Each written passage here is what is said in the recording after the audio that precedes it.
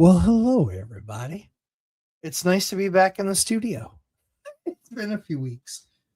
It felt weird recording Wednesday here in the studio because I'd been gone for, I think, like, we've been gone for 3 weeks, but I don't think I'd done a show for 4 weeks or something crazy like that. And then even before that, I was sick. And so, yeah, it's been a start to the year, but excited to be here.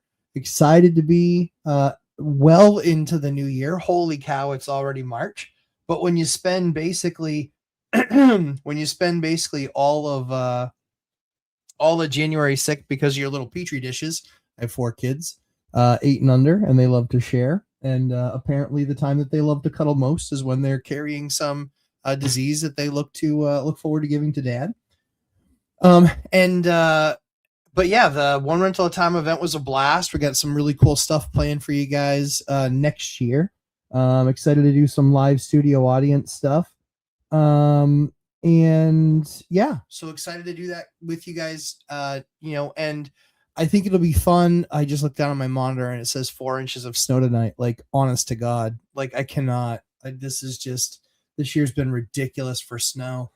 So yeah, completely gross. But yeah, hope all you guys are doing super fantastic and awesome. What I wanted to talk about tonight was foreclosures. So it's a big scary thing, and all the real estate losers out there that talk about how it's well, foreclosures are just exploding. They're really not. If you compare them to a normal market, the 2021 and 2022 and 2023, they don't really count. Because the government said you couldn't foreclose and a number of states said you couldn't foreclose. And so, what we're starting to see now is certainly an uptick in foreclosures. But again, you always compare it to what's a normal year look like. Obviously, we're coming off what I would consider a super cycle. As far as appreciation goes, as far as people buying goes, there's no doubt that people that bought some of these properties are quote unquote underwater if they tried to sell. Well, yeah, I mean, you lose 8% when you sell between tax stamps and transfer fees and agent fees. So yeah, you lose 8%. So they're going to be underwater. And when you buy with a 3.5% down mortgage and you expect to move in 12 months, yeah, you're going to be underwater. I think what's really the case with with this market is that, again, the losers, the fear, uncertainty of doubts and things like that. Like Hyder says, you get trustee sales and REO, which is called real estate owned. That's when the foreclosure is done. That's when the bank has actually bought the property back, essentially, or owns the property, and the homeowner has no interest in the property anymore. And that's, the notice of defaults isn't so much the big thing. It's when they actually foreclose. So when you have a notice of default, so typically you have 30, 60, 90 days. And then after the 90 days, you haven't made a payment. Then the next thing you get is something called a notice of default. When you get this notice of default, there's people that get notices of default all the time. The reason why notice of defaults happen very often is because of a job loss. Because when you buy a house and your mortgage is X, and even when your property taxes, oh my gosh, my property taxes went up $1,400 in a year.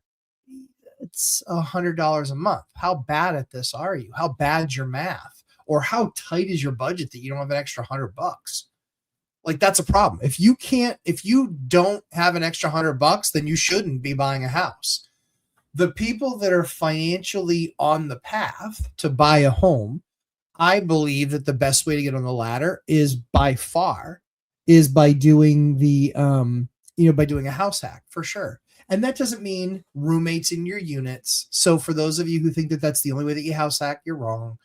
It really is buying a small multifamily, a duplex, triplex, or quadplex. Look at my 4-3-2-1 strategy.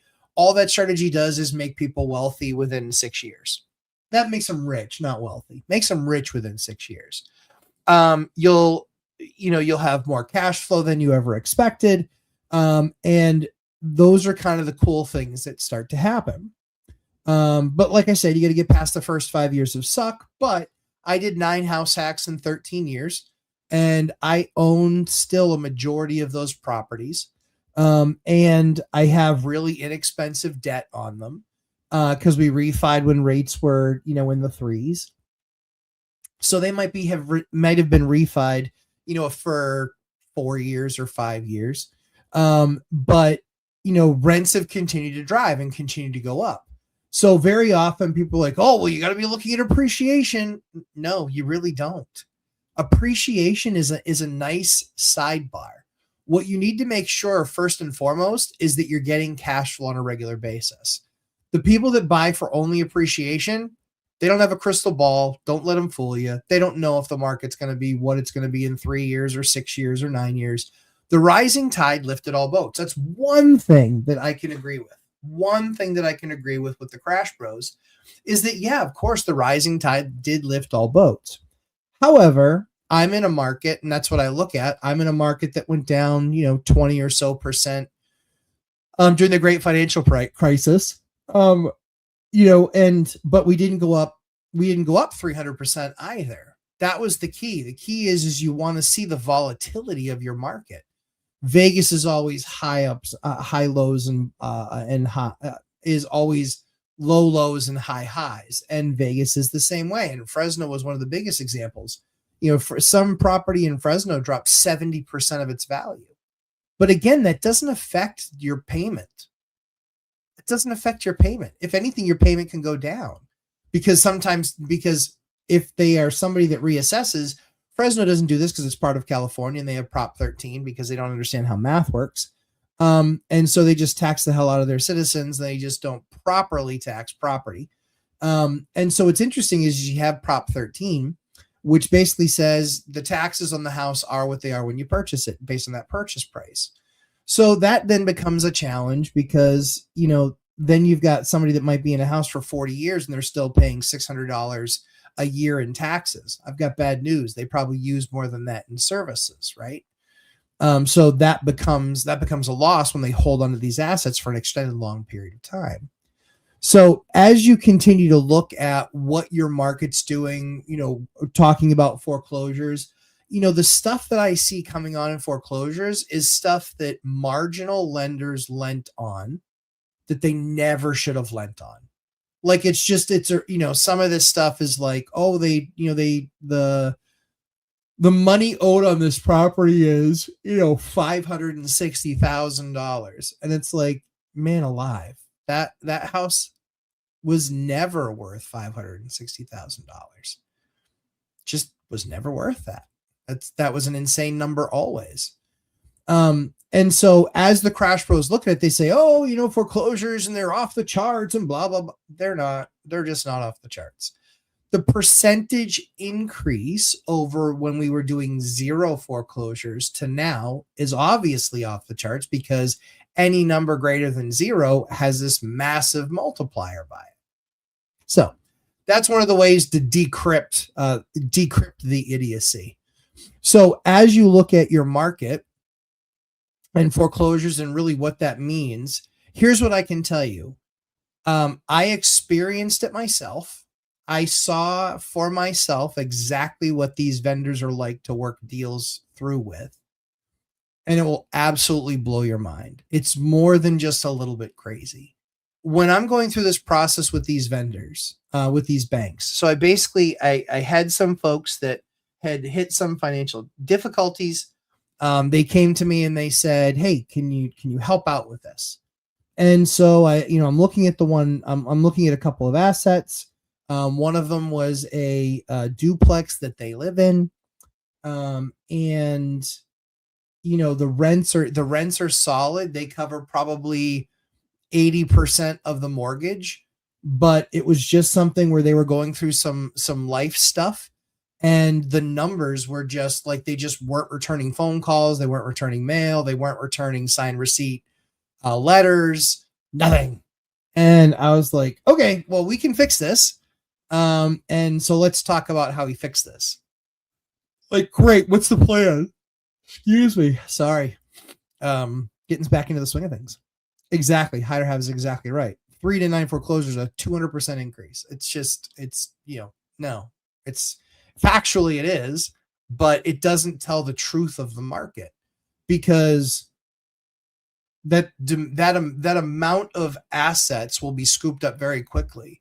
Here's what I can tell you: going out and seeing some of these foreclosure sales, I'm not seeing no people there. That would be the problem. That would mean the economy's in trouble if you saw no people there trying to buy those foreclosures. Here's the thing: freaking lines of people. Lines of people. I have guys that I've done some business with in Massachusetts, and there were like 40 people in that line. 40 people registered to bid. And it's not a small thing when you're registered to bid. Depending on the auction, in some cases, you need to bring a $10,000 check with you to even get a bidder's battle. In other cases, you need to be able to pay for it on the spot, i.e., give them a bunch of give them all the checks. That's more rare. But this is the type of stuff that you see. And again, I don't understand. You can't call for a market blowing up when a person is losing a home and you have 40 buyers for it. 40. I was talking with another person. They said, yeah, I've bought a bunch of pre-foreclosure stuff. And I was like, well, but have you bought like really foreclosure, like REO stuff? They're like, no, I'm working through it. He's like, I bought some estate stuff and from some family stuff. And it's kind of crazy, to that flipping nurse's point, when looking at my list of foreclosures, it, obviously when they were made illegal in 21 and 22, it was like, there were still a few on there, 4 or 5 on there, but they've been on there forever.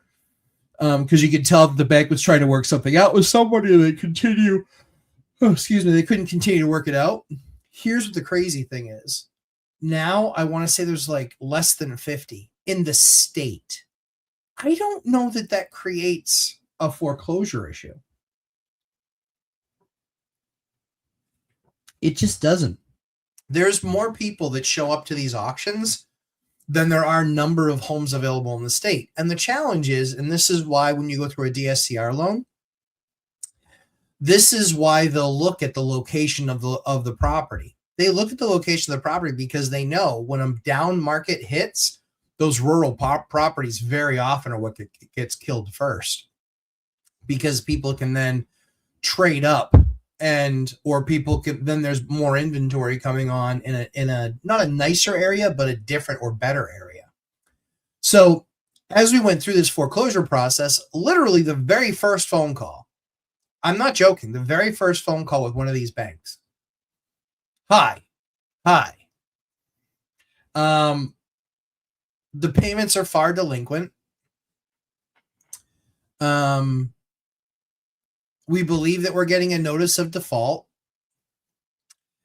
And we now have some funds where we can, it's not that they didn't have any funds. They had some funds. They just didn't make it a focus because they were like, I'm short. Okay.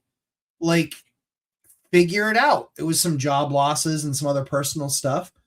But what was interesting was, so in this phone call, we just lay the cards on the table. I believe that's always the best way to do business. I'm horrible at it because I just say exactly the way that it is, because I don't want to waste anybody's time. So we just let them know, months behind on payments. Want to understand what options there are. The reason that payments got months behind was because of a loss of a job. However, there's a number of there's going to be a job that we'll believe we'll be able to get. But there's also, one of these is a rental property, so there is rent there. And so really it's just coming down to, hey, if we can find a way to adjust the rate and adjust the payment, I believe that there's going to be an opportunity to do this and to help out. The woman was like, sure. I'm like, what?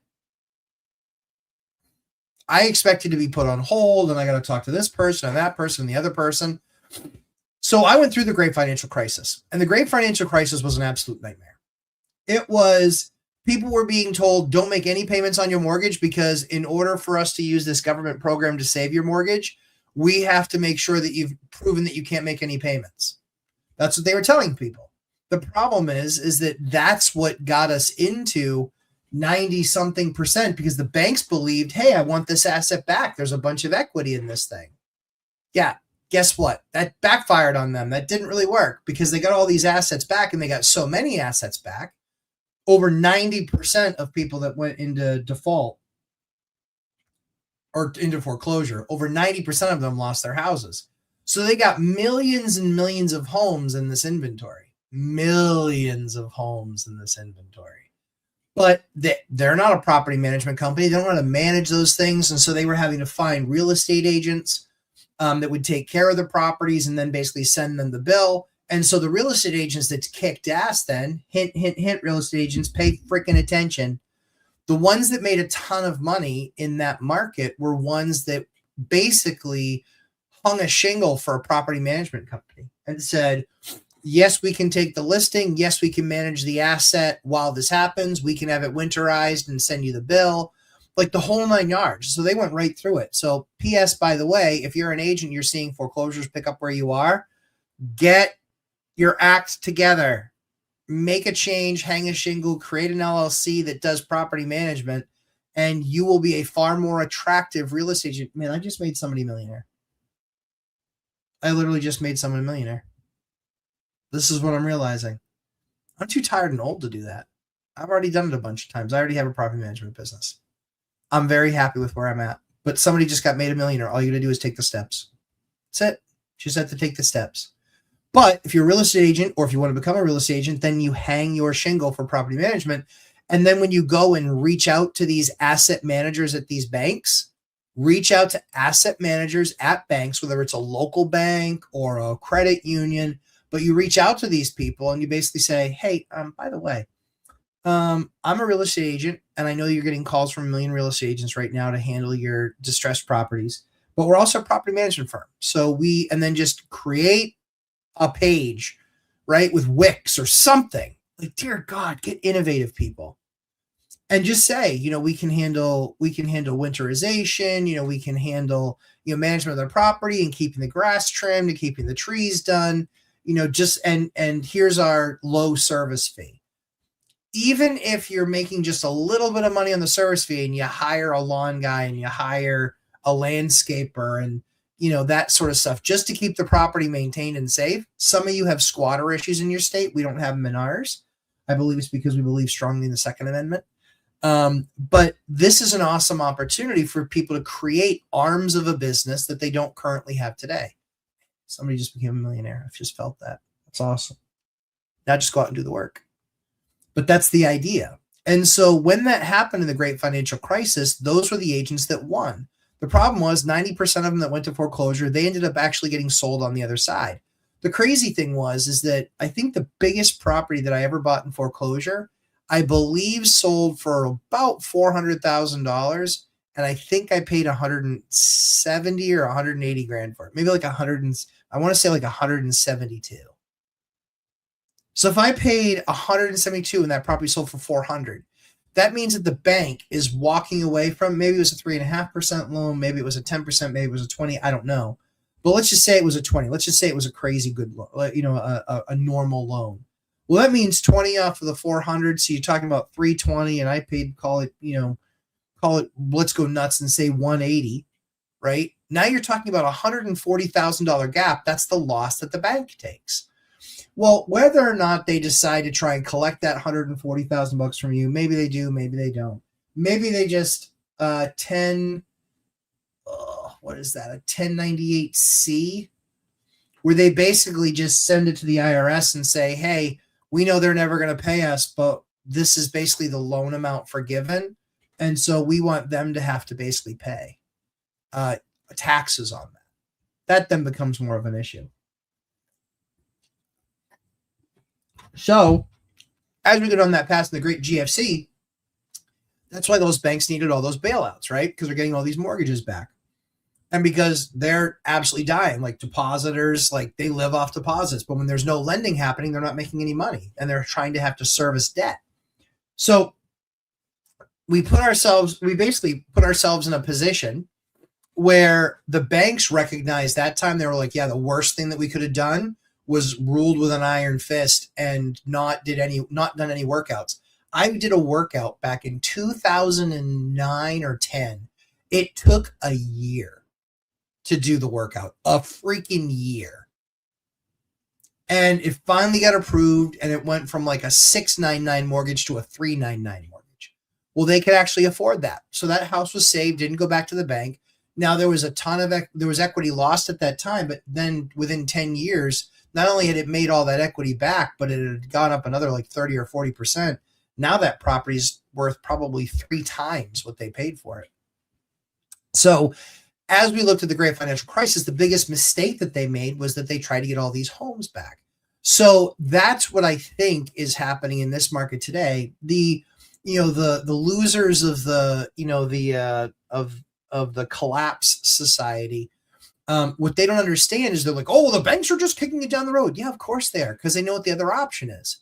The other option is that you paid $425,000 for a house that they're going to not get paid for 6 to 9 to 12 months. They're finally going to do a foreclosure sale. They're finally going to sell it. And then what? Then you're a deadbeat, and then you can't pay the loan back. You can't pay even the money that the difference of what's owed, right? So I can tell you, I bought a foreclosure 3 years ago. We actually get that property back, I think, next month, which I'm super pumped about. But I tried to help out an old couple, and they were fighting with the bank, and the bank was killing them. Their mortgage was $103,000. I'm going to give you guys a chance to answer in the chat. The mortgage was $103,000. After them fighting with the bank for about 12 months, I saved them from foreclosure. They were about 3 days away from literally it going up for auction. Take a wild stab at what their balance was with the bank. When their mortgage was $103,000, what was their balance with the bank? What did the bank want to cure that loan and basically go, okay, fine, we'll walk away from the loan? So as you guys are answering on that, so fast forward into what we saw in this call this week. Basically, the bank on that call says, yeah, we can take the rate from 7.5 down to 6.2. We can do that. And so that's going to be your new payment. And we'll take the payments that you missed and we'll put them on the back of the loan, but we'll put them on. So it's not just a 1-for-1. It's a one-to-many. So if you miss one payment, it's many payments you have to make up, because they take the amount and move it onto the loan, and then they charge their interest rate and how that does. So that's how that works. So, but they went from a 7.5 to a 6.2. Their payment got down about 20% less than what the rents are. That saved that property.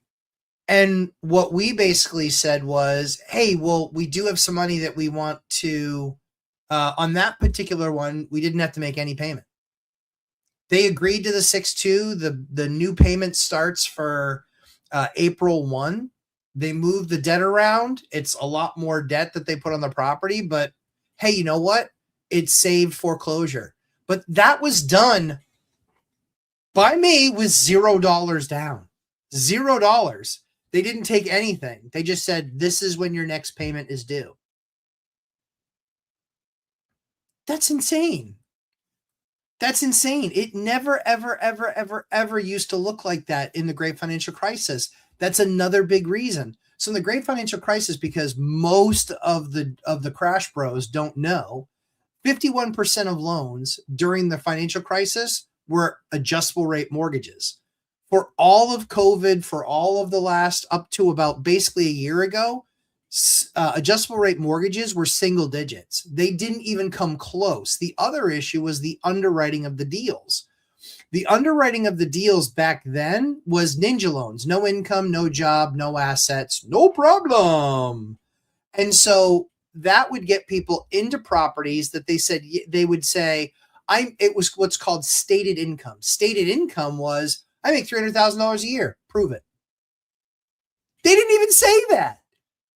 They would say, hey, it's up to you what you put on that form, but it's stated income.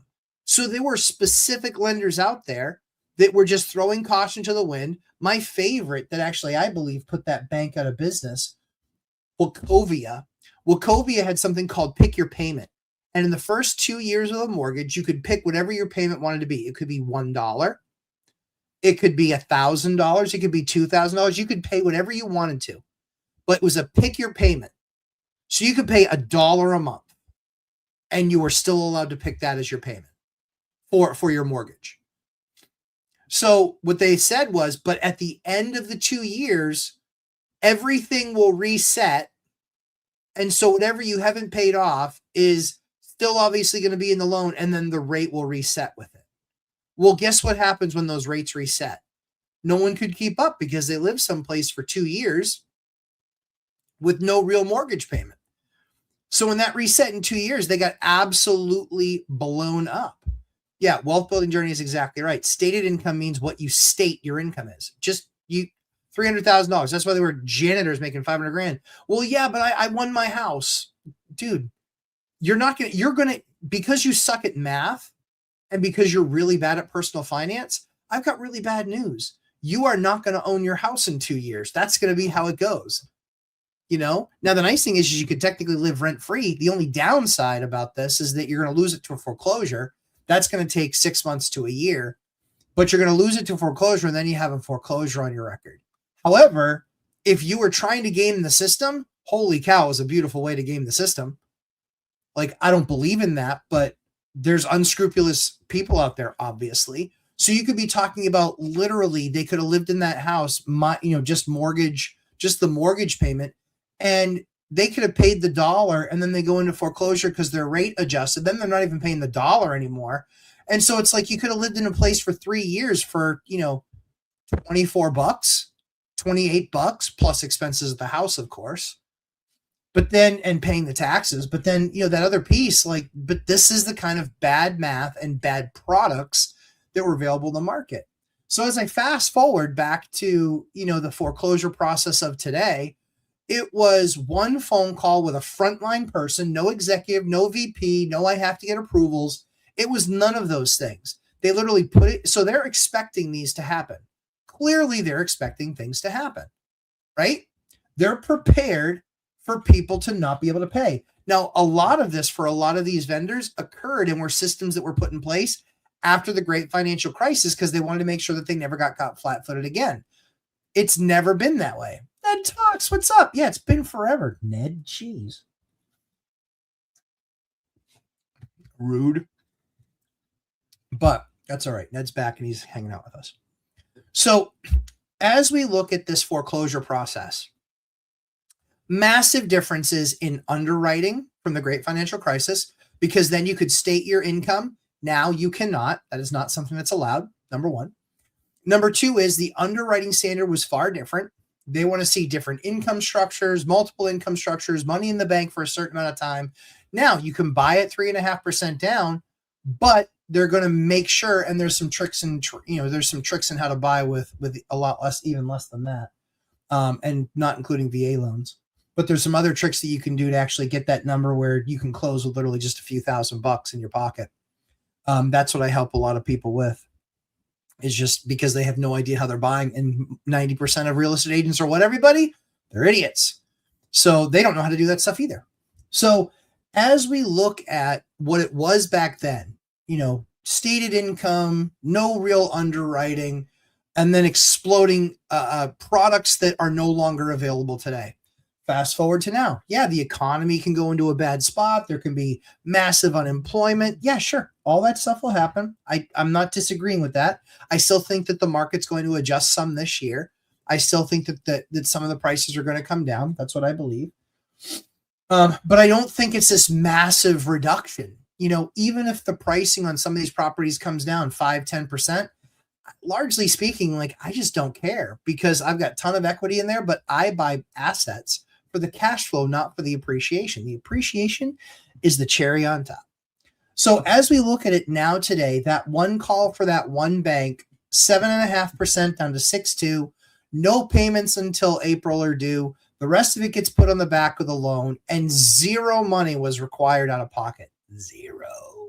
Zero money was required out of pocket to get that loan mod done.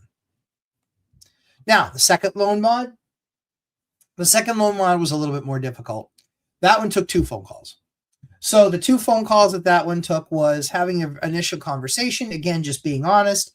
Hey, there's no, they're currently lost the jobs.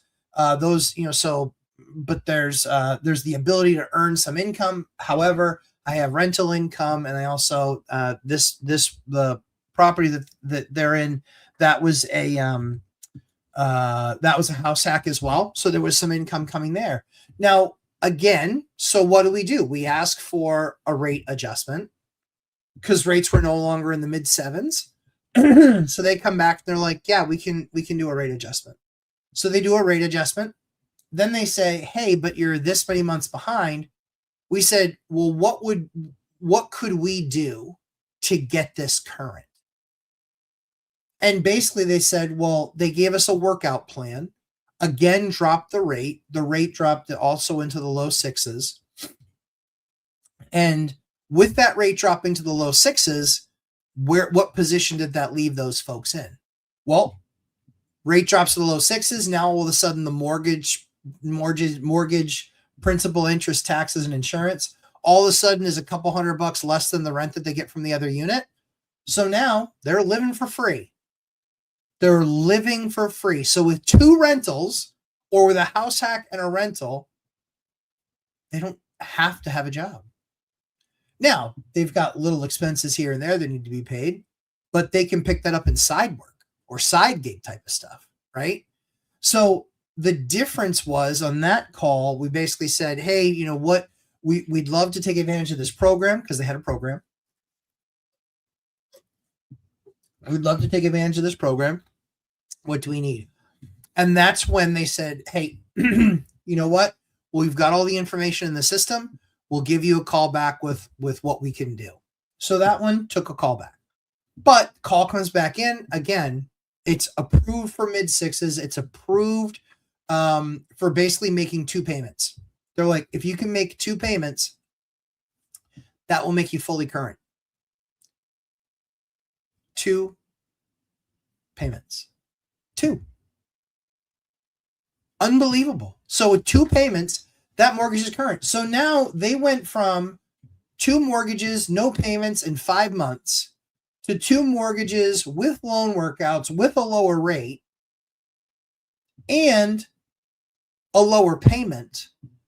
Now they cash flow even more because they were cash flowing, but now they cash flow even more, and they can pick up side work and actually bump along until they find like the real permanent job that can pay them pretty well. Guys, the world of foreclosures completely changed from the great financial crisis to now. The underwriting is better.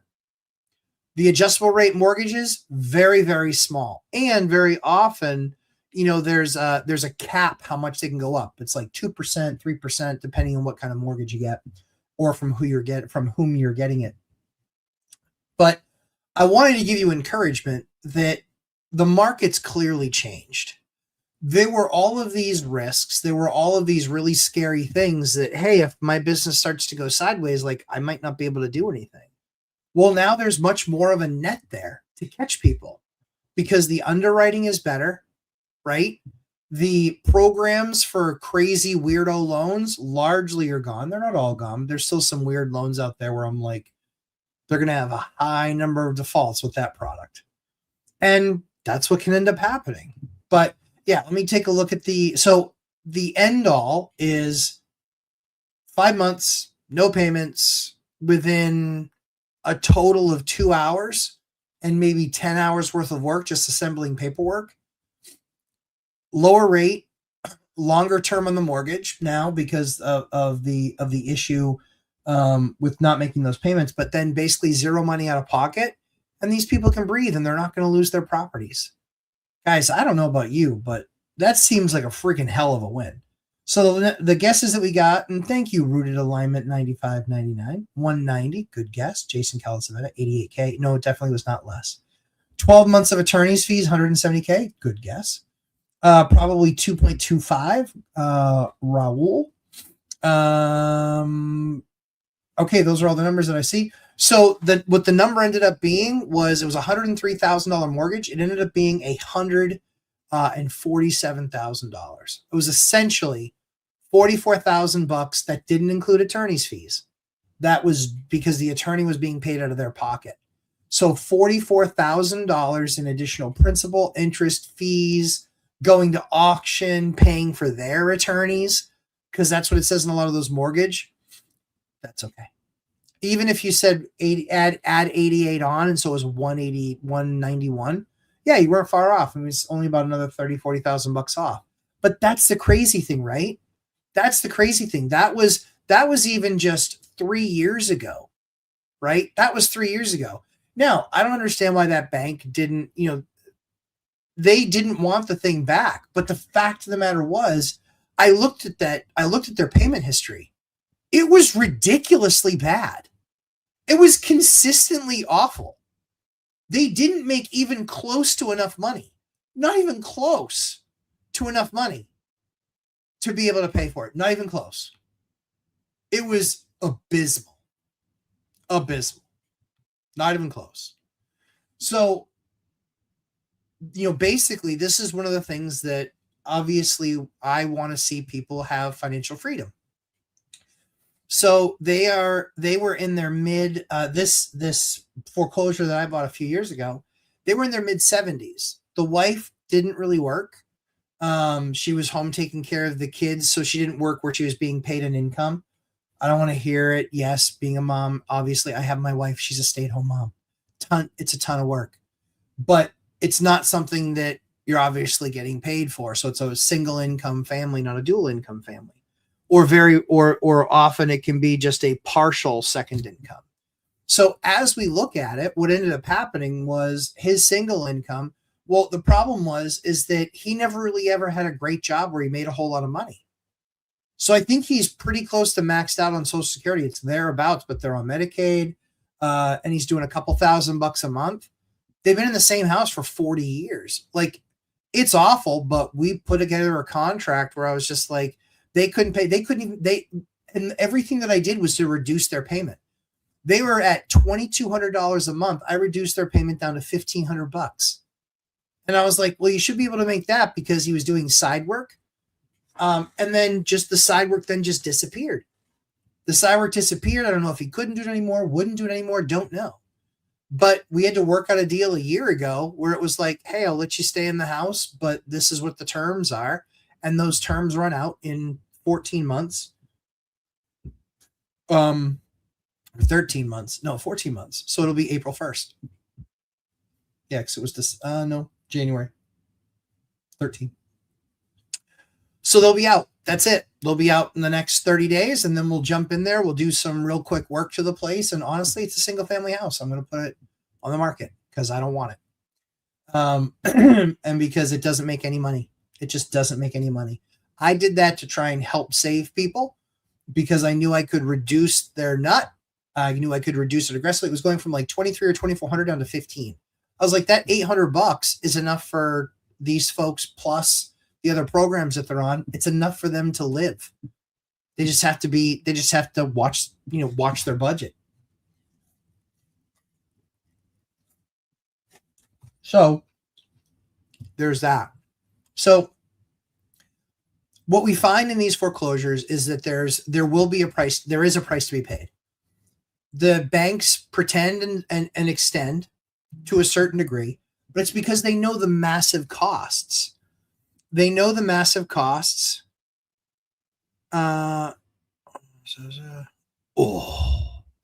happened there? Dear heavens. Ooh, drones are getting lit up. So because we're looking at the situation with them, essentially moving out, but they just never controlled their costs. when they never controlled their costs, they never got things. And quite frankly, it was a mistake that I made. I wanted to help. I will do okay in the deal. I don't like the deal at all. But now I've got a bunch of equity in that property. It's just it's a sucky situation. It's just a sucky situation. I tried to move them into another unit that was much less expensive. They're like, we don't want to move out of our house. And I go, guys, I get that. I don't want you to have to move out of your house either. But based on the income and based on how you spend, you can afford maybe like $1,000 a month. And I'm willing to give you a place for $1,000 a month, but that's like $400 a month off that I'm giving you off of an inexpensive unit. So we'll see how it all turns out. Like I said, I feel bad about it, but hey, at the end of the day, I'm not the one spending the money on a monthly basis. So they kicked the can down the road another 3 years with my buying the property. But, there's been a bunch of principal pay down there. There's been a bunch of interest pay down there. So the cool thing is that, again, the foreclosure world is completely different than it was. So the Crash Bros have no freaking clue what they're talking about. Big surprise. We all knew this. But they have no idea what they were talking about. They still have no idea what they're talking about because there's not going to be this massive wave of foreclosures hitting the market. People are going to do whatever they possibly can to keep these people in their homes. What you will see is a significant number of loan modifications. But that's why, for me, what I'm watching most closely is jobs. That's what I'm watching most closely. Everybody thought the AI was going to take over 2 years ago. That's not how it works. I was in the industry for 17 years. Adoption is slow. People will do more and more and more with it, and that will reduce the number of jobs. But it's going to be kind of a death by 1,000 cuts as opposed to this massive bloodletting. You will see significant layoffs this year. I still believe that. I still believe we're getting into the fives as far as unemployment goes, unless the country does or the government does something, to prop that up. But that's kind of how I see it going. The key to it, though, is that still now for deals, I still buy deals. I bought one, I think 120 days ago or so. I think we closed on that in December. So I closed on a deal in December. We're in the process of rehabbing it now, turning it into 2 amazing units. There's a video on my channel that you guys absolutely should watch. It's literally how I doubled my money in 120 days. It's on there. I gave you exactly what the blueprint is, and there's no doubt in my mind somebody could pick that up and redo it. Much like I made somebody a millionaire tonight with the real estate thing and being able to have a property management shingle. When start contacting asset managers at banks, because there's going to be some that they just can't work out and they're going to put them into foreclosure. And you want to be the first person that guy thinks of, because an asset manager is trying to allow the bloodletting to happen when they're starting to put stuff back into the market. They don't want to create this rush. What they do want to do is not have 17 people that they have to call. They want to call one guy or 2 guys, depending on where the market is. But they want to talk to those couple of people and just say, no, you know what? It's in this area or in this region. It's in these 2 counties. That's what some of those foreclosure guys were doing, or some of those foreclosure reps were doing, is they were picking up any of that business because they're just like, yeah, like freaking at the end of the day, here's what I have to do. I have to drive all over these 2 counties to service this stuff, but I get to bill the bank for it. That's why the bank doesn't want them back, because they want to either A, have to pay that money out, but B, those assets as they age, they're not like fine wine. They do not get better. They're more like milk. So yes, it's crazy. Hey, Trey Better, baby is sleeping early. Good for you. Good for you. One of my children negotiated into my bed tonight. I'm kind of rewinding it in my head exactly how she won. But that's just me. All right, let's get into some questions. Evening to all of you. Jason, Wayne, Mikey, Chris. Hey, Chris, good to see you again, sir. All nighter, always good to see you at the events and such. Nicole, how are you? Yep, smoke that like button, as Hyder says. Josh Brick, welcome back to Siberia. Yeah, I know, hard pass. The kids love Vegas. I love Vegas. Ashley does not love Vegas. So I told the kids, I strategically have them go ask her questions specifically, so we can try and uncover the issue and then address it, because we all love Vegas. Hyder, watch the trustee sales. Yep, for sure. Hey, Ms. Millie, good to see you as always. Oliinka. Oh, Oliinka, that reminds me. Boot camp starts We're picking the day if it's Saturday or Sunday. I'll be taking a look at that at the on Monday, and then I'll let you know, because we're starting not this weekend, but next weekend. We are starting.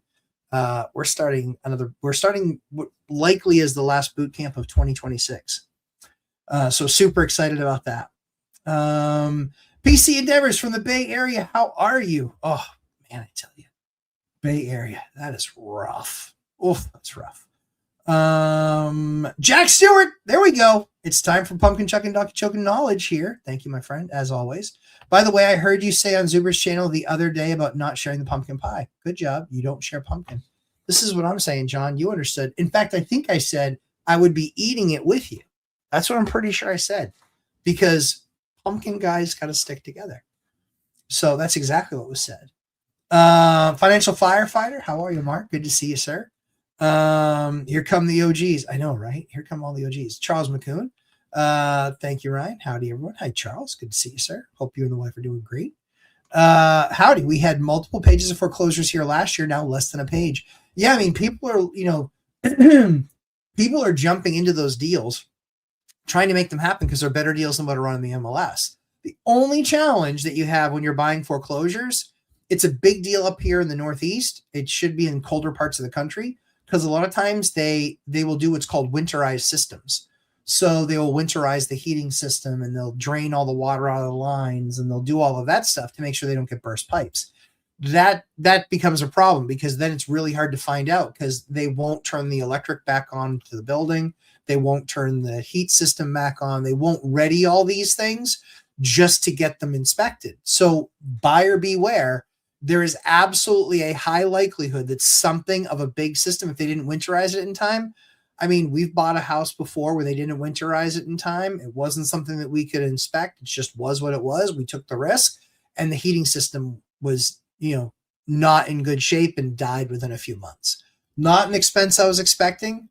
And we just had to figure it out. It's the way it goes. Steve P, hello from the Bronx. Man, you're killing me, guys. Like, I love you people, and you're in horrible places. The Bronx. And the Bronx isn't a horrible place. It became a horrible place about 90 days ago. So, man, I hope you're doing okay. Chester, good evening, sir. And Hyder, I think I said good evening to you. Jacek, the best state, New Jersey. Tell you, New Jersey knows how to do a few things. We won't say what those are. That's why the Statue of Liberty looks the other way. Live in the WhatsApp chat. Oh, very cool. Yeah, very cool. Thanks, guys. DJ, what's up, everyone? Hey, DJ, good to see you. Mr. Farinelli, good to see you. Not this weekend, but the following weekend, we will be starting boot camp. I know you'll be in attendance. I'm looking forward to it. What amount of reserves do lenders typically want to see? It really depends on the lender. Honestly, it really depends on the lender. It depends on how much cash flow you have, too. So for us, from a reserves perspective, we have kind of our maintenance reserves, but we have the amount of cash flow that we have, which really puts them at ease, because we show them, hey, here's what our monthly nut is, but here's what our profit is on that monthly, because most of the assets are so aged. We have, as you guys have known in the last, 2-3 years, I've still done deals. I've been kind of like add 3, sell 2, because it would be a flip, or it was an asset where you're like, you know what? I've got so much equity in that. I don't want to own that asset anymore. I'm going to sell out of it, and I'm going to get into another one that just can pay me a whole lot more money. So that's then what becomes that opportunity. So yeah, so I think what's really challenging is it's different for every vendor. So when you don't have that donkey choking level cash flow yet, they're going to want to see more. They're going to want to see amount of time that you've been at the job, decent amount of time. They're going to want to see that you have at least a few rentals that are performing. If you don't have that, then they're likely to say we'd like a larger reserve. But very often you'll find the stay pat answer is about 6 months. That's the stay pat answer. There's some banks that don't even check it. There's some that say we want at least 3, and there's some that say we want 6. And so that's one of those nuanced things that you can get a better deal from one bank to the next. because one bank says, well, yeah, well, we charge, we have a 5 rate, but we want 9 months in reserves. Well, we have a 5.125 rate, but we only require 3 months in reserves. Well, you might be paying a little bit more on the mortgage, but you're looking more for the situation because they allow for you to get away with having that much less cash sitting in the bank dying. Like on one of our banks, they require to have $500,000 liquid between accounts. I hate that rule. Because that $500,000 is dead money. It's dead money. Now, what I negotiated was that it wouldn't just be $500,000. It would be our operating account. It would be a savings account. It would be our personal checking account. It would be our project account. It would be our maintenance account, right? So now it's 6 different accounts. It gives me 2 things. The 2 things that gives me is FDIC protection, because none of those accounts are related to each other. None of them auto draft off the other one. Smart, right? Keep them separate. But now none of them have to have more, the rule is we just make sure that there's not more than $250,000 in any of one of those accounts. So we have protection now of $1.5 million, up to $1.5 million. But, and that's far more protection than we would have if we just had 2 separate accounts. Not saying that there's that much money sitting in those accounts, but the key is not having dead money sit there. We always want to have some savings because we always want to know that if a piece of property comes available and we need to come up with, let's say we need to do a cash deal, it needs to be $400,000 or $500,000. We love to have that much at least sitting there and accessible. The challenge is that if we have that much sitting there and accessible, it's not making money. Dion, like the position Dion's in, when he sells that house and he's got all this money, he doesn't want to 1031 it. He just wants to pay the tax on it. I'm sorry, I just disagree. And he can do that. I get it. I get that he's not going to have found the market by then, but there's other options, reverse 1031s. There's a lot of other things that he could do. I specifically, I would do a reverse 1031 because he has enough money in cash that he's saved up with his income over the last 2 years of living there. So I would do a reverse 1031, which is basically you have a qualified intermediary buy the asset, then you pay them to manage the asset. That way, when you finally sell your asset, you can then buy that from the qualified intermediary with those 1031 funds. This is not anything this is 100% legal. They absolutely exist. And it's a great way to give yourself whatever time you need getting into the other market. The only issue is that when your house finally sells, you do have all the same terms of a 1031 exchange. Pretty awesome, huh? I saw a guy, NPC. I saw a guy who looked like your plow guy heading down to the bank carrying a huge bags of cash. Looks like he robbed your account and made out like a bandit. That is true. That is true. On paper, my plow guy will make more than me this year. On paper. Unbelievable. Yeah, unbelievable. Wealth Building Journey, capitalized interest. Yes, the bank will collect its outstanding interest. Absolutely. In one way or another. Yes, sir. Stated income. Yes. The honesty system does in fact require honesty. That is true. Wachovia. LOL. Last from the bus. Yeah, I know, right? But yeah, that was a thing. That was their program. It sucked. It blew them up. That's why Wachovia got sold for pennies on the dollars, because they had so much toxic debt. It was not even funny. Who would have thought honesty actually requires honesty? I know, right? And then Ned, good to see you, sir. Good to see you. Well, it brings you so crazy that people who took advantage of the honesty system were the ones who ultimately got taken advantage of by the properties they realistically couldn't afford. That's true. And that's why when somebody's like, oh, it was all the bankers. No, it wasn't. It was not all the bankers. It was 3 sets of people. One, it was absolutely partially the bankers' fault, for sure.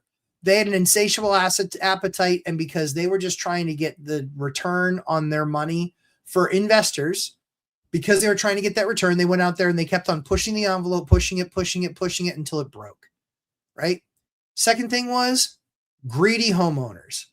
Homeowners that wanted to own a property at any cost they possibly could. That's their fault. They walked away from all the smart reasons to not buy that property.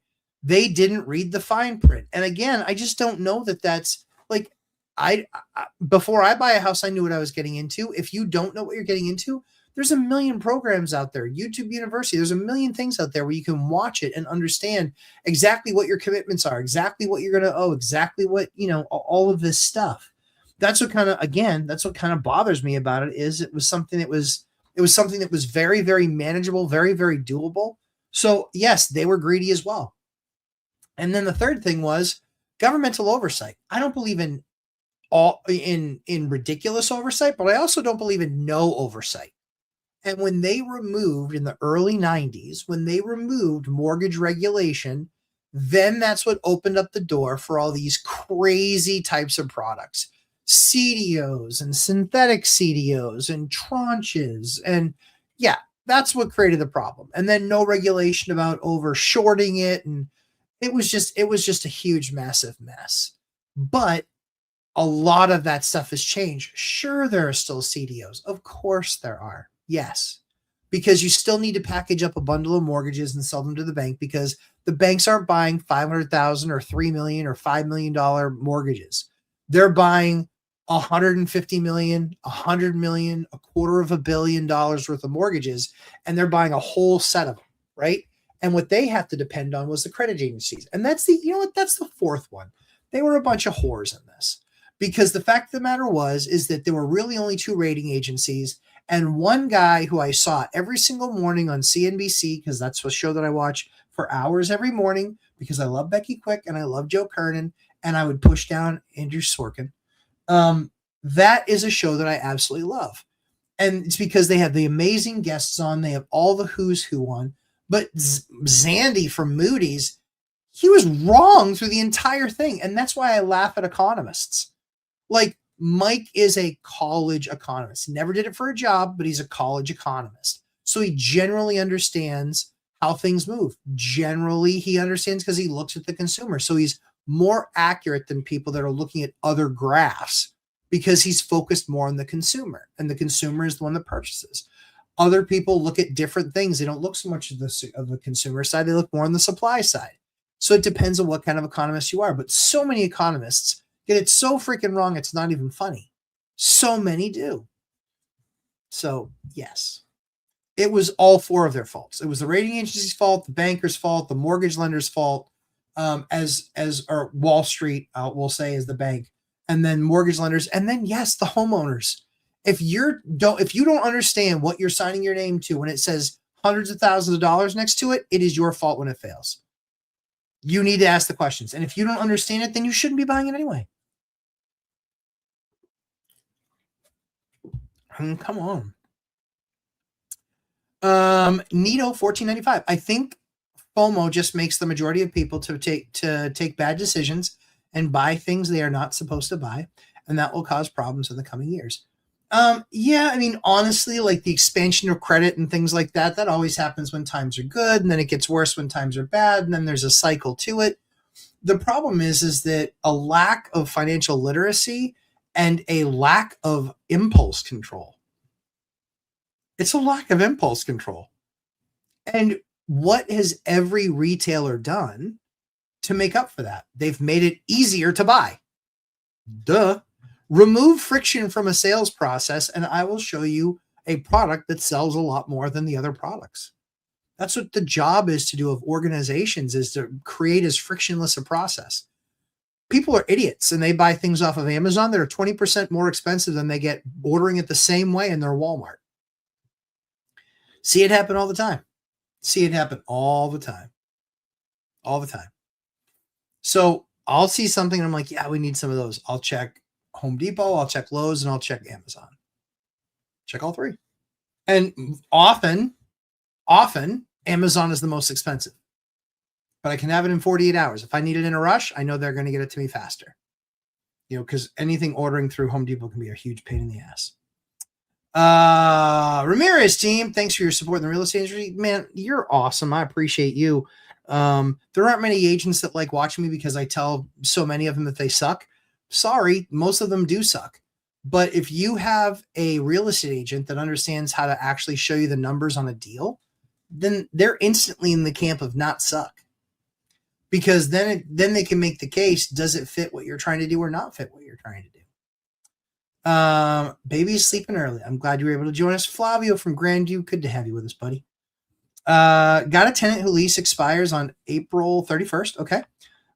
They want to stay until August. What do you do in this situation? Short-term lease at higher amount until the time with the automatic writ clause.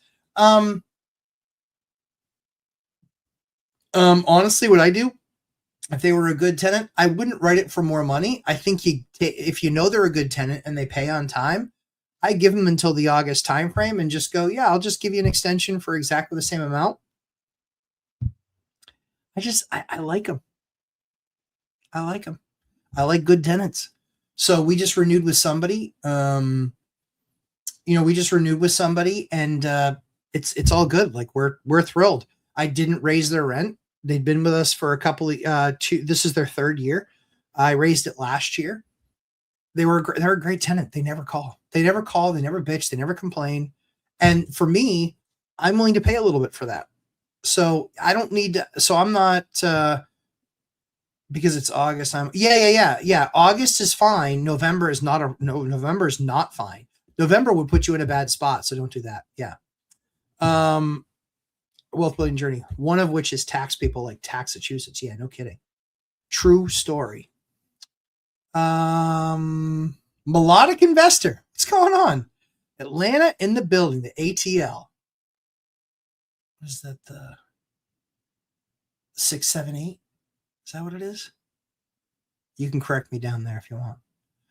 Stephen B., you said you forgot these 4 words in the paperwork for an eviction and all others here. Can you explain? Yeah. And all others. Yep. Did you forget this in the original lease or filling papers for the eviction? Papers for the eviction. That's not in the lease because in the lease, you specifically limit. I limit because I want to know who's going in there. So if I rent out to a single mom, it's mom and whatever kids are there. And then if she gets a boyfriend, I have to approve that guy moving in. It's nice that it cuts down on her expenses because he starts sharing the rent. It screws me because it's an extra adult shower. It's more clothes being washed. It's more water and sewer fees. So I want to approve that. And so on the eviction, what happened when we had to start the whole process over was we put only the names of the people, not and all others. When you do the and all others, when you add that into it, it can be that person and all the others there. They knew that mistake had been made because they were professional. Somebody that they'd moved in with them ended up being a professional tenant. So that wasn't somebody that we approved. So we had proven that they'd broken the lease. Didn't matter. We still had to go through the due process of getting them evicted. So that particular one, that one hurt. That one cost probably $10,000. We had to post paper tonight on somebody. Yeah, we had to post paper tonight on somebody. Way it goes. It's the 5th. You haven't paid yet. I'm tired of chasing you every month. So you're on the list. Olinka, how do you feel when a tenant wants to pay a year? What if rent after a year's worth of rent after 3 months? I'm fine with that. It's fine. I think usually what I prefer to do is say, you know what, I really appreciate that. Let's put it in an account where you just set up, or where I set up an auto draft on my side, or you set up an auto pay on your side. That's a better thing for a lot of reasons. Taking all that money up front, you might have to write a return check if there's a problem. Well, I paid for the entire month up front. That's very much heavy based on state law and what they allow in the state that you're investing in. I don't know all 50 states. So yeah, that's for me. I've pushed it off. I said, let's just put it in an account where it does the auto pay. So that's what I liked better for me. That's what I like better for me. Olinka, is one of your current tenants? Yes. Yep. Trade better. Lumberjack, as someone who spent your time in automation sales, yes. Do you spend time watching robotics and automation, automated home help? Do you care about being an early user? Trade better. Great question. I am not an early adopter. We were bleeding edge on the tech side, but I am not an early adopter. So my house is a smart home. has cameras all over it, it's got its own server. I did not set it up, but live in a smart home. Home is fully automated. I can run my entire home right from my phone, which we can. I can set temperature, lights, look and see what all the cameras are showing. Yes, advanced home. But yeah, as far as like other stuff, no, not really. I respect technology, and so really often what happens is when we look at web-enabled locks as an example. I don't like web-enabled locks. I just don't. I think that I like the locks that have an air gap. They're literally a fourth the price. We don't replace them very often at all. And I just, my preference is if there's something where I have to go change the lock, like I want to see it. And I just think that when you have devices like that, the technology that's available out there to make fast use of that is certainly a challenge. Yeah, when they're Bluetooth enabled, being able to connect to them. Let's see, Jack. During the GFC, my dad lost his job. Yeah, my mom picked up 2 post-time jobs while working full-time. Oh, my dad worked 3 post-time jobs. I quit high school, worked 2 part-time jobs, and started a lawn care business. Yeah, dude, like you were in it. I get it. Hard workers always win. That's exactly right. It's exactly right. My bosses would always say, so tell me how.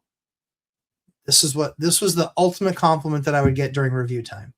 Tell me how I create more of you. And I go, you can't. As kindly as I can say it, you can't. You're either built this way or you aren't. And I said, I will never let anybody outwork me. That's why I would tell them when I didn't have a wife and I didn't have kids, I was in there on the weekends. Setting up my work week to kick ass. There was a reason I did 547% of my quota in a sales role. 547%. The next closest to me did like 230%. So I did, and like 80% of reps didn't hit their number. And I did 547% of my number. That's a massive number. I made more money than the bottom 6 reps combined. But I say that to say it wasn't just skill. Sure, there was skill there. I knew as much about the product as anybody did. I knew as much how to position the product as anybody did, but I put in more time than they did. I put in more time. I worked harder. I worked smarter, and that's why I got better results. But that was a ton of hard work. Now I look at it and say, I wouldn't work that hard. I wouldn't work that hard to get those results. Now I would say, you know what? I like my life the way that it is. I'm good with what I have. And that's why for me, it's not always bigger and better and this. It's just not like that with me. I don't sit down at the beginning of the year and have a conversation with, it's March 5th and we've not talked at all about our goals for 2026. Not at all. We're just like, yeah, we're just going to keep on running the business, wrap up the couple of projects that we have. And that's it. Be kind of on our way. We're very content, very happy with where we are. Isn't the name for Amazon Premium called the stupid tax? There's so many things called the stupid tax. But yeah, that's exactly right. Lars, the GFC doesn't happen without the 1994 Reinvestment Act making those products legal. Yes, sir. Yep. Which was driven by Barney Frank, who then after the GFC said he is here to save everyone. Lars, you are exactly correct. You're exactly correct. It was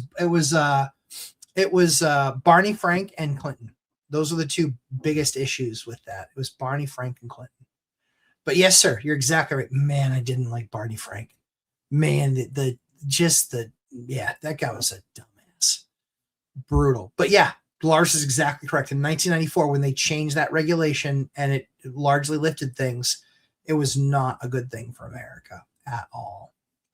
Frank Sanchez, speaking of winterization, if you're starting over and going to invest remote, would you choose a market that didn't have to deal with heavy rains and snow, any snow?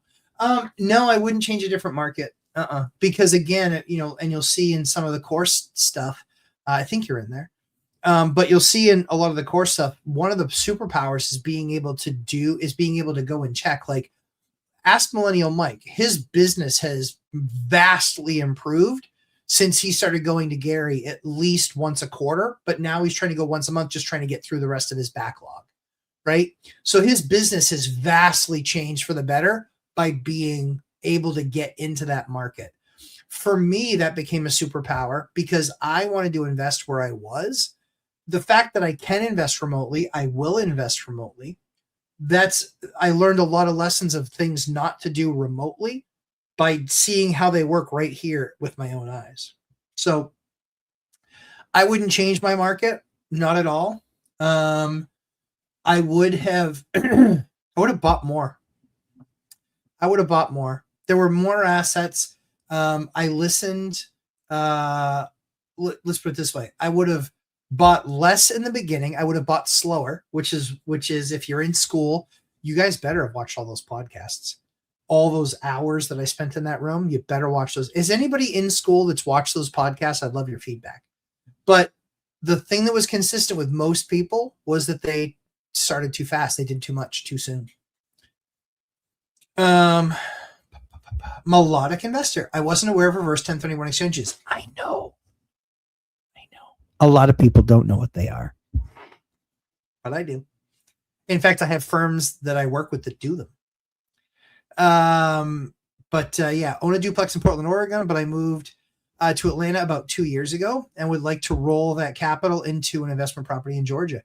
Yeah, so the way that you do it is, so a reverse 1031 is, instead of selling the property first and then looking for a property in Atlanta to buy, you find a property that you like in Atlanta that you would buy regardless because you still need the money for the down payment. But what you do is you make sure it's as much money or a little bit more money than what you're selling because you still have all the same rules that apply. But then you find something that you love here and then you're like, okay, cool, let's put that thing on the market. That's how you do it. Because then they set up an entity to buy that asset, manage that asset that you pay them to manage. And then when you sell your property, then you basically use that to buy that out of the entity, is essentially how a reverse 1031 works. Drop in knowledge. Thanks. Bang the thumbs up. Thank you, Christopher Leroy. I appreciate that. But yeah, that's a reverse 1031. Did my kitchen cabinet order go through? I paid but heard nothing. Yeah. Yep. I did delay the payment based on my credit card cycle. Yeah, that's fine. Yeah, I think it all went through. I'm pretty sure it all got ordered.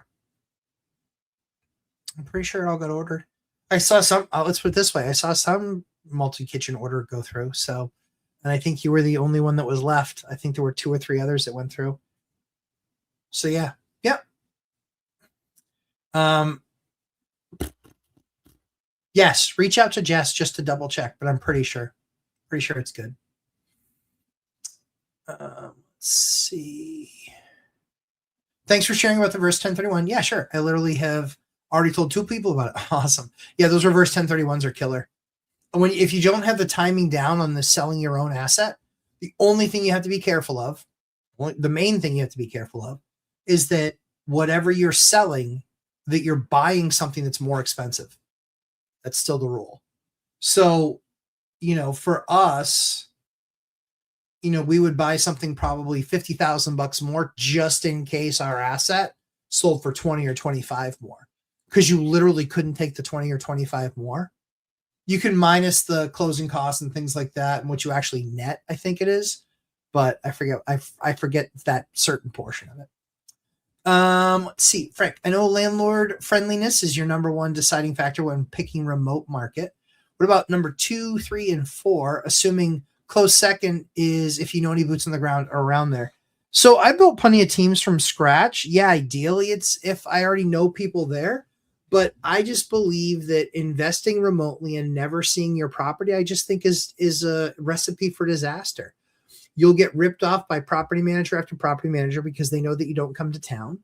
By GCs when your payment's only remote, and I always ask them for pictures. And I now harass them and I'm like, nope, I want better pictures. These are kind of fuzzy, kind of foggy, too far away. I want more close up, like all that stuff. So yeah, I think, for me, it is, yes, landlord friendliness for sure. It is, for me, also talking to I don't want to have one strategy in a market. So I want to know something about Section 8. I want to know something about other investors around there. I want to know, what the typical type of vintage properties I'm going to be working with. I want to know the town. I want to know, or city, really that way. So I know. So for me, I don't feel comfortable investing somewhere that I'm not going to go to at least, you know, Lonnie and Mike and I talked about it a lot. We talked about it a lot. And I just said, dude, you're out of your mind. I was rude, big surprise. And I said, you got to get your ass to Gary. And he was unique because he'd actually been there a few times. But I was like, but you got to go consistently. Like, you got to make sure that you're keeping your team, tabs on your team. People will rip you off if you are not paying attention and you're asleep at the wheel. They will absolutely do that. Property managers especially. And then payments get delayed, and then reimbursements get delayed, and then tenant turnover, and then they place somebody and then they're gone within 60 days. Guys, no. You gotta be in it to win it. You've got to be. You got to be in it to win it, and you got to make sure that you're spending time in your market, even if you're investing remotely. So for me, it would be proximity. I wouldn't want to invest in, let's just say Washington was a red state, red governed, higher property taxes, no sales, no income tax, not this big, massive, tons of programs. Guys, look at Maine. Maine's number 3 on that fraud list. Like Minnesota, what was it? Minnesota, Seattle, or Minnesota, Portland? It might be Minnesota, Portland. But if you look at the lists, like, that's the problem. Maine's just as bad. Maine has a ton of corruption. The daycares, the home health cares, the transportation companies. You know what else is huge in Maine? Chinese weed. Not joking. They come in and they rip through an entire house and they make it this massive, huge, stinking grow.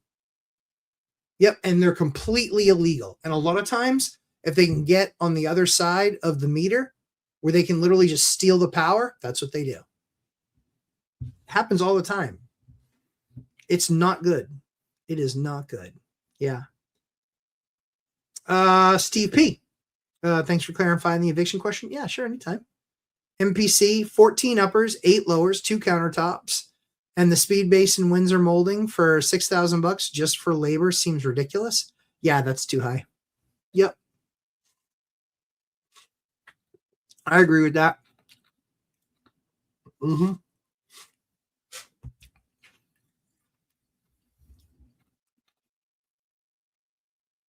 So we were per kitchen.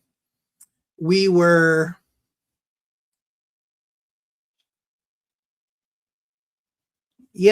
we were 4 to 5 days for complete install. 4 to 5 days for complete install. Man days. So like we had one kitchen that happened in 2.5 days because there were 2 guys on it for the entire 2.5 days. So I would say it's really, I would say it's 4 to 5 man days for the size kitchens we were doing. And at $50 an hour for carpentry, for finished carpentry. And that gave us a completely done product. That was all the molding, all the toe kicks, all the cabinets, everything fully leveled. The only thing that didn't include was the installing of the counters. So yeah, 6,000 seems high. Yeah, because our kitchens were about that. They were probably, what was it, total 14 uppers, 8 lowers. Yeah, I'd say we were probably right around that. That's 2 kitchens. Yeah, so 7 and 4. Yeah, I'd say we were probably right around that, maybe a little, right around that. Yeah, either -1 or +1 cabinets. Yep. Big hill. I like that. Hard workers always win. Yes, sir. Yes, sir. NPC, they said pricing on install is 1.5 times material in case you mess something up. You need to buy a new cabinet or countertop, and that anyone lower doesn't know what they're doing. Bullshit. Yeah. Welcome to justification of a jackass. No, oh yeah. My guys actually can make cabinets from scratch. So it just shows what a dummy that guy is. My guys can actually make cabinets from scratch. So that guy's lying to you. He just doesn't want to get shopped. And he thinks anybody that's less money than me doesn't know what they're doing. Oh, really? That's the kind of guy where I take pictures when it's done and I send them. Hey, just wanted to send you the really awesome job. It was fantastic. Got it done for $4,000. Thanks, by the way. Ridiculous. Jack Stewart enjoys real estate. I just watched about half the podcast so far, and they are better than pumpkin pie. My brother, I appreciate you. That's very nice of you to say. I truly want honest feedback. I wanted to. Did you guys like that format where I asked 10 questions, but they were the same questions of every single person? The genesis of that idea was that I get frustrated because I want to know the answer to a question from somebody that I follow, like, respect. And so when they get up there and they ask a whole different host of questions, I don't give a shit about that. I want to know comparatively how this guy does it, and this guy does it, and this guy does it, and this guy does it. I want to know that comparatively. And the only way that you can do that is by asking the same questions. So that way I'm like, you know what? Geez, that lumberjack guy, he's pretty cool. I like that guy. And I like his business, and I want to run my business like he runs his business. That's kind of cool. I want that. So I'm going to listen to that guy's 10 questions. Now, somebody who I never want to run my business like theirs is ABC. Well, I'm going to watch ABC just to see how their answers compare. And then it's like, okay, maybe I learned something there. But a majority of what they said, I don't want my business to look anything like their business. As Dion likes to say, don't want to get any ick on me. Even in all, hey, grumpy contractor Jim, how are you, buddy? I thought you were going to stay in Vegas until next year. Yeah, you and me both. I thought the weather would keep us there. Thankfully, it did not.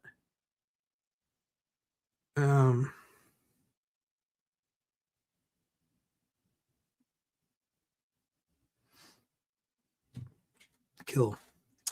Let's see. PC Endeavors, thanks for detailing the 1031. Learned some stuff I didn't know. Very cool. Yeah, if you guys ever need anybody for a 1031, always you can reach out, send me an email. The firm that I use does it nationwide. They're based out of New Hampshire. I looked everywhere. It was funny. I looked all over the country, and I got an accountant in Maine, and I got a 1031 firm out of New Hampshire. Would have guessed. But they're a law firm, and the only thing that they do is 1031s. Well, not only, but it's like 90+% of their business. So that's why I really like them, because they actually know how to do a reverse 1031, and they manage a reverse 1031. Yeah, pretty cool. Let's see. Tried signing up for boot camp months ago, and my status is still pending. Oh, what is it under? What is it under, my man? Hold on, I'm just gonna scroll down. Hit me in the comments. Kid City, I've been busy. Have you given an update on the jail? I have a video on the jail on the channel, but I'll have a much bigger update in like 2 weeks. Good to see you, Kid City. Hey, Craig Hammond, how are you, pal? Good to see you, buddy. I don't think I can get $50 an hour like you, but I think yeah, I mean, that still seems expensive. I would be calling some finished contractors. Let's see. Chris Culp, how are you, buddy? Where'd you go? PC Endeavors? What is it? What's it under? So one of the frustrating things about 90 Networks is it doesn't let you know when something doesn't process. It doesn't let you know when an effect hasn't been taken or it was blocked or whatever. And then the third thing is we had it fully automated where as soon as you paid that you would automatically get access. We have contacted them so many times saying we want that feature back because now we have to manually do it. But the problem is when we don't get the notification, we don't know. So hit me, PC Endeavors, hit me on that, because I can put you in this boot camp. I can put you in it. Not a problem. Might be like 1 or 2 over, but nothing. Not a problem. I'll get you in there. Thank you for letting me know. Always, always. If anybody has any problems, lumberjacklandlord@gmail.com. Let me know, please. I'm certainly not ignoring you. I promise you this. Let's see. All right. It's just me, bro. I bought out of state. Tenants moved out, and PM sent me pics saying there was a lot of damage.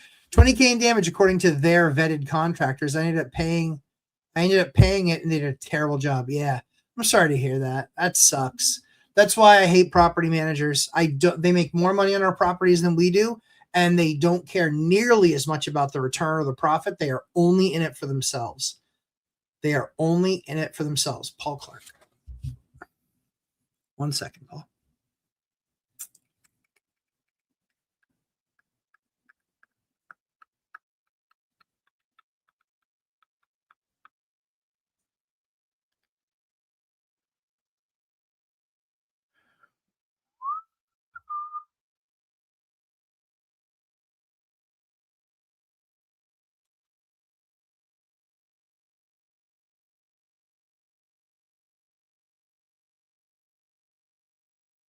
I don't see it in there, but try it again. Paul. Try it again. Try it again, my friend. And send me an email. Send me an email, lumberjacklandlord@gmail.com. I'll get it taken care of for you.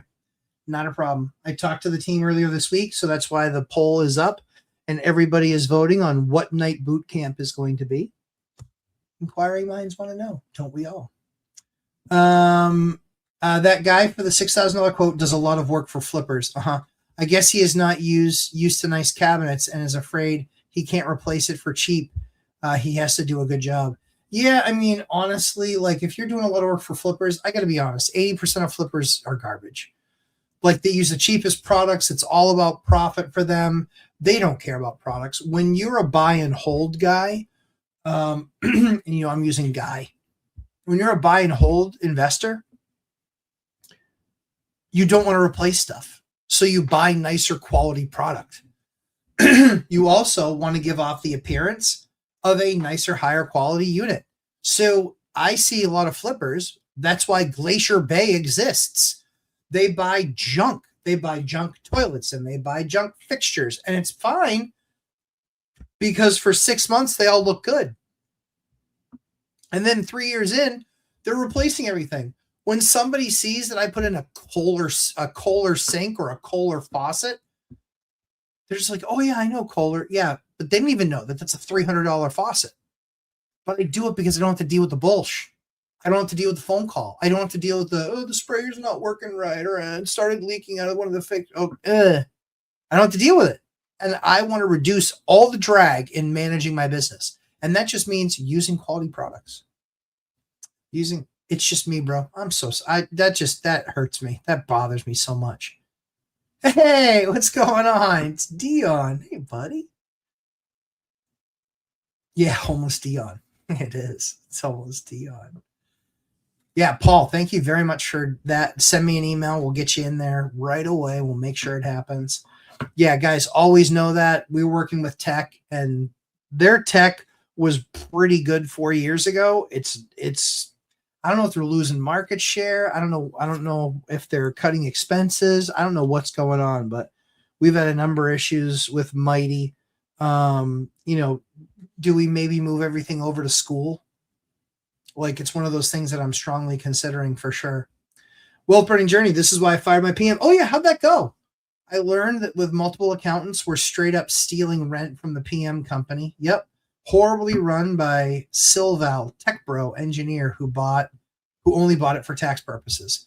Yeah, like there's just so many like that are out there. So many. Like there aren't any good national, because you really do need to be local for that stuff. So there really aren't any good national ones. And then locally, I don't want to pay the, what might be 7 or 8 or 9% for them to have their names on their vans. Like, that's why everything that we teach in the course is to be the property manager yourself, but you can fully automate everything. Yeah, see, I think he's more of a nomad, but he wants to be homeless. So we'll say he's homeless. What's really cool is if he does end up on the East Coast and not in Texas. I think that would be awesome. I would very much look forward to that. That'd be great. That'd be great. Lots of visits. Lots of visits. I don't know if that's a plus or a minus, I'll be honest. But lots of visits. Yeah. Oh, my goodness. Okay, homeless it is. Yeah, exactly. Like, I mean, it kind of does fit. But Paul, send me an email, lumberjacklandlord@gmail.com. I want to make sure that you get in there. Thank you for letting me know again. Guys, I hope you have a fantastic week. We are very close. We get heat. We get heat in the jail on the first floor in the next few days. Once that happens, we can then finish the paint, and then we can heat up the glue that's needed to do the carpet, and then we are pretty damn close. So very, very excited for that project to finally happen. The external rails were done. All the windows are done. All the painting on the outside is done. Really what we're down to is cleanup. And then after cleanup, then we just have to get, we got to pave the back parking lot, but I think we're ready to do that as well. But electrical is finished, and signed off on. Fire system should be next week as well. But again, we had to have heat there because we had to pressurize the lines. And we don't want burst lines. I don't need a delay at this point. And we still get some cold nights, but we're getting close, guys. We're getting close. We're the beginning of March. We'll get some freezing nights, and we might still get some snow, but man alive, it's not, I don't see any of the sub-zero stuff for 2 weeks, thankfully. So I hope you guys have an absolutely fantastic rest of your week. We will see you next Wednesday on Zoob's channel. It's fall spring, you know that. Well, yeah, but it beats -0. So I'm not calling for spring so much as I know it's not going to be like -7. It will return, but it won't be here for we're at the tail end of it. So even if we have it for another few weeks, I'm good. Because then April comes and we'll get a little bit, some chilly nights. But then we got April through October. April, May, June, July, August, September, October, which we won't have any freezing nights, which will just be awesome. So hope you guys have a fantastic rest of your week. Check out the video that I did with Zoob on foreclosures with Dion. You'll see that. I think it's posted tomorrow. It's just basically walking through the same process that we did here. Boot camp. Make sure that you're in there and that you vote on a night. We're not starting this weekend. We're starting next weekend. The question will be, is it Saturday or Sunday night? And yeah, guys, that's everything. So hope you have a fantastic rest of your week, and we will see you guys in the next one. Thanks, everybody. See ya. Oh, Dion stream, 7 p.m. Eastern time on Tuesdays, 4 p.m. Pacific time. That's when Dion's stream is. See ya. Ciao, friends.